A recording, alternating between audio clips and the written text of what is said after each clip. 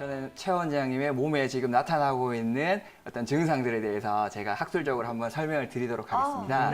네, 스트레스라는 거는 우리가 심리적으로 혹은 신체적으로 감당하기 어려운 상황에 처했을 때 느끼는 불안과 위협의 감정을 의미하거든요. 그쵸. 그러면 우리가 몸에서는 이 스트레스에 대항해서 여러 가지 물질들을 이렇게 분비를 하게 됩니다.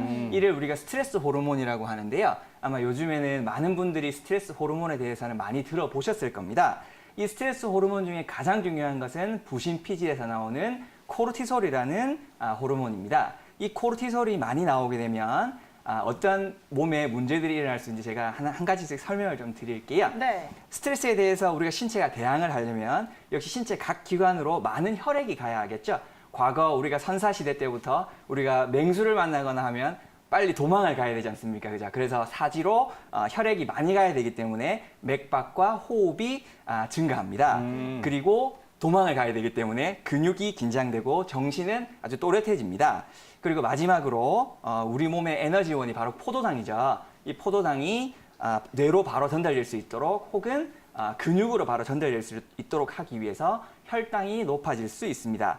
이런 부분들이 문제가 되는 거는 일과성인 스트레스 같은 경우에는 전혀 문제가 되지 않습니다만 만성 스트레스가 되면 혈중 코르티솔 농도가 일정 부분 이상 계속 올라가 있기 때문에 혈압이 올라가고 당뇨의 위험 또한 올라갈 수 있습니다. 고혈압과 당뇨가 현대인들의 가장 큰 만성병의 원인이 되죠. 따라서 그 스트레스가 어떤 만병의 근원이라는 말은 정말 맞는 말이 아닌가 그렇게 생각이 됩니다. 아마 최 원장님께서는 공진단도 복용하시고 운동도 하시기 때문에 이런 증상 없이 잘 이렇게 지내고 계시지 않을까 그렇게 제가 네. 생각해 봅니다. 사람들마다 나타나는 스트레스로 인한 증상이 다른 거겠죠?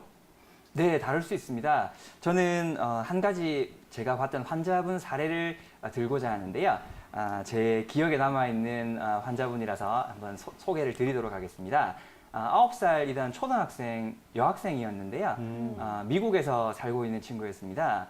자기 동생이 뒤늦게 태어나서 그 스트레스로 인해서 미만성 원형 탈모, 즉 거의 전신에 머리가 다 빠질 정도의 탈모증으로 저한테 방문했던 환자거든요. 우리가 어른들이 생각하기에는 동생이 태어난 게 큰 스트레스가 되겠냐 이렇게 생각하기 쉽습니다만 그렇죠. 그 학생에게는 큰 스트레스가 되었던 거죠. 그래서 제가 시청자분께 강조드리고 싶은 말씀은 각자 그 나이대 그리고 그 장소와 혹은 그 지위 이런 거에 따라서 스트레스 정도라든지 그리고 스트레스의 감수성은 다 다를 수가 있습니다. 그래서 가족이라든지 친구 혹은 친지들에게 그게 무슨 큰 스트레스가 되냐 이런 식의 어떤 비하하는 발언 이런 것들은 하시지 않으시는 것이 좋을 것 같습니다. 스트레스 해소를 하기 위해서 최근에는 기타를 치면서 노래를 부르고 있습니다. 큰 소리로 노래를 부르면 상당히 스트레스가 많이 해소가 되는데요. 다만 노래를 그렇게 잘하지 못해서 옆집에는 스트레스를 제가 주고 있는 건 아닌지 한번 돌아보기는 해야 될 것 같습니다. 맞아요. 악기라는 것이 상당히 좋더라고요. 네. 이제 시청자분께서도 여러 가지 악기라든지 운동이라든지 다른 스트레스 해소 방법을 본인이 직접 한번 만들어 보시면 어떻겠나 그렇게 생각합니다. 김기현 원장님, 이 두통은 치료 접근법 어떻게 진행이 될까요?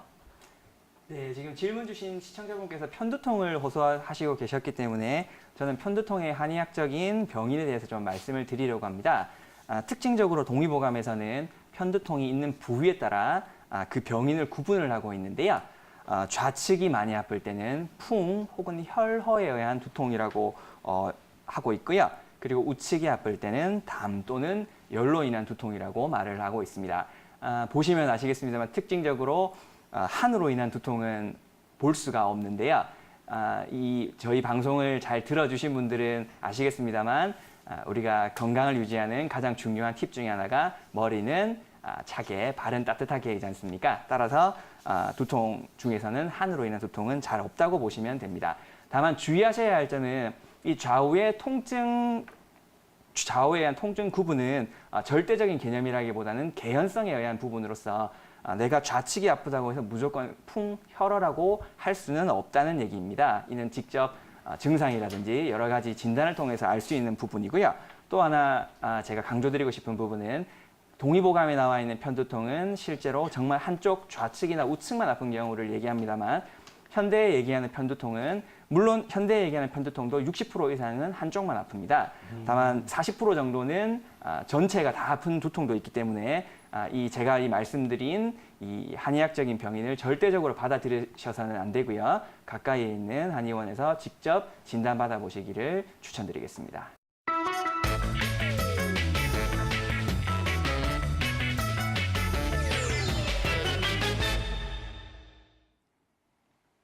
안녕하세요. 오늘의 건강 꿀팁 한의사 김기현 원장입니다. 오늘은 턱관절 장애에 대해서 말씀드리려고 하는데요. 턱관절 문제 가지고 있으신 분들 많으시죠? 오늘 많은 정보 얻어가시길 바랍니다. 우리 몸에서 가장 많이 사용하는 관절은 어디일까요? 손, 발, 무릎, 어깨 여러 가지 답이 나올 수 있을 것이라고 생각되는데요. 실제로 우리 몸에서 가장 많이 사용하는 관절 중에 하나는 턱관절입니다. 우리가 밥을 먹거나 혹은 말을 할 때 늘 사용하기 때문인데요. 따라서 턱관절에 문제가 생기면 그 고통은 우리가 생각하는 것보다 훨씬 클 수 있습니다. 먼저 턱관절 장애의 원인에 대해서 알아보도록 하겠습니다. 가장 중요한 것은 역시 잘못된 습관입니다. 이 잘못된 습관이라는 것은 단단하거나 질긴 음식을 좋아하거나 혹은 한쪽 턱으로만 씹는 잘못된 저작 습관 혹은 한쪽 턱을 괴고 앉아있는 습관, 엎드리는 습관 등을 포함하고요. 혹은 우리가 긴장을 하면 이를 앙 다무시는 분들이 계시죠. 그런 분들과 또 밤에 일을 가시는 분들이 이러한 턱관절 장애가 일어나기 쉬운 잘못된 생활 습관이라고 할 수 있습니다. 그 이외에도 부정교합, 그리고 외상, 심리적인 문제를 통해서 턱관절 장애가 생길 수 있습니다. 그러면 턱관절 장애의 직접적인 병인을 한번 알아볼까요? 여기 옆에 보시면 세 가지로 나눠져 있는데요. 첫째가 바로 턱관절 디스크의 변이입니다. 턱관절이라는 것은 우리 머리뼈의 옆머리뼈와 아래 턱뼈 사이에서 이루어져 있는 관절입니다. 그 사이에는 턱관절 디스크가 들어있는데요. 이 디스크가 원래 자리에서 벗어나서 앞으로 삐져나가 있는 경우입니다. 두 번째로 턱관절 자체의 염증이 있습니다. 그리고 마지막으로는 턱관절 주위 근육의 문제가 있는데요. 실제 임상에서는 턱관절 주위 근육에 의한 문제가 가장 많다고 보시면 됩니다. 그러면 이제 턱관절 장애를 내가 가지고 있는지 한번 진단을 해봐야겠죠. 집에서 간단하게 하실 수 있는 방법이니까 시청자분들도 한번 따라해 보시면 좋으실 것 같습니다. 먼저 턱관절 장애의 증상이 직접 있는 경우가 있습니다. 턱관절 장애의 증상은 첫째, 턱관절 잡음입니다. 우리가 입을 벌리거나 닫을 때 딱딱거리는 소리가 나거나 혹은 자갈 갈리는 소리가 날 수 있고요. 그리고 우리가 음식을 먹거나 말을 할 때 턱관절에 통증이 생길 수가 있습니다. 그리고 입을 잘 벌릴 수 없게 되면 이는 턱관절 장애가 상당히 많이 진행된 상태에 해당합니다. 그리고 이러한 증상이 없더라도 우리가 턱을 벌렸을 때 손가락을 3개 세우셔서 들어가지 않으면 나의 턱에는 조금 문제가 있을 수 있겠구나 라고 생각하시면 되고요. 그리고 윗이 하셨을 때 윗니 아랫니의 가운데가 잘 맞지 않는 경우 혹은 턱을 내미시거나 턱을 벌리실 때 좌우로 턱이 틀어지면서 열리는 경우는 턱관절 장애를 의심할 수 있는 증상이 되겠습니다. 그러면 이제 턱관절 장애를 치료를 하셔야겠죠?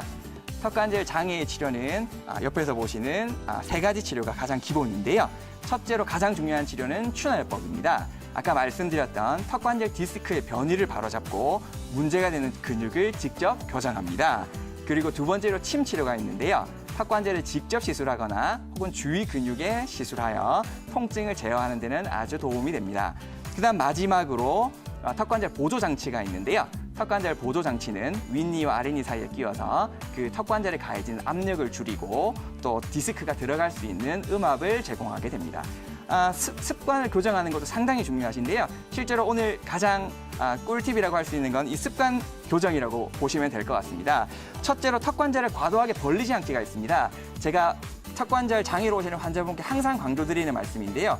본인이 턱관절에 문제가 있다고 생각하시면 자꾸 턱을 벌리시면서 확인하시는 분들이 있으십니다. 소리가 나는지 아픈지. 그것들이 다 턱관절을 더 나쁘게 만들 수 있기 때문에 자제하시는 것이 좋으십니다. 그리고 이 갈기나 이를 앙 다무는 습관이 있으신 분들은 본인이 체크를 하셔야 하고요. 그리고 보조 장치가 필요합니다.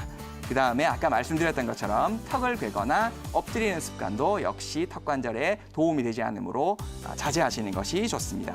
그리고 처음에 말씀드렸듯이 심리적인 요인도 역시 턱관절 문제를 일으킬 수 있기 때문에 스트레스를 완화하는 방법을 본인이 찾으시는 것이 좋으시겠습니다. 오늘 많은 도움 얻으셨기를 바랍니다. 이상 건강 꿀팁 한의사 김기현 원장이었습니다.